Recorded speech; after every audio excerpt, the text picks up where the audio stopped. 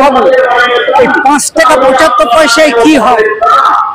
অন্যান্য দেশে সারা ভারতবর্ষে 25 লক্ষ এই মিড ডে মিল সহায়িকারা রয়েছে। তার মধ্যে সবচেয়ে দুরবস্থার মধ্যে রয়েছে এই পশ্চিমবঙ্গ সরকারের মিড ডে মিল কর্মীরা। এবং দিনে 50 টাকা মাইনে, ভাবতে পারেন দিনে 50 টাকা, তাও রবিবারে পয়সা তারা পাবেন না।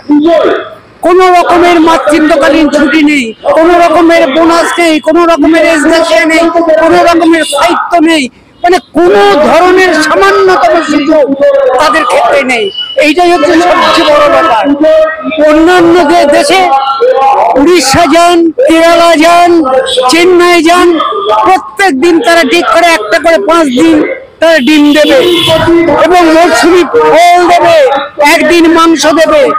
আর আমাদের এখানটায় গিয়ে দেখুন, নিজেরা অনেক ভালো জানেন সাংবাদিক হিসাবে, যে কিভাবে সেই মিড ডে মিলের টাকা পর্যন্ত চুরি হয়ে যায় এবং মাত্র 50 টাকায় তাদের খাটতে হয়। এবং খাটনিটা এমনি নয়, একটা স্কুলে কত ছাত্র থাকে, তাদের ধরুন 100টাও যদি থাকে, তো মিড ডে মিলের কর্মীরা রান্না বান্না করে খাইয়ে বাসনে মেজে, এমনকি ছাত্রীরা ছোট ছোট ছাত্রীরা পটি করে ফেলে, সে পটিও তাদের পরিষ্কার করে দিতে হয় এবং টোটাল স্কুল তাদেরকে ঝাড় দিতে হয়।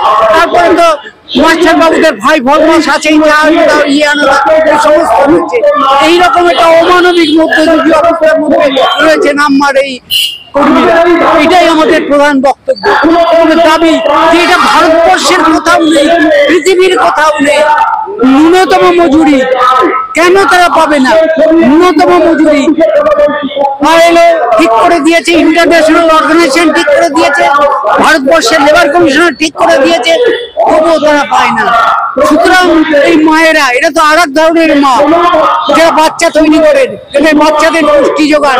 আমাদের দেশে 84% বাচ্চা গরিব মানুষদের যারা অপুষ্টিতে ভোগে, সেখানে তাদের পুষ্টির দরকার, তাদের বরাদ্দ বাড়ানো দরকার। এইটাই আমাদের মূল প্রধান কথা, তাই আমরা এদের পাশে রয়েছি। আমার নাম তাপস চক্রবর্তী, আমি APDR এর রাজ্য অ্যাক্টিং প্রেসিডেন্ট।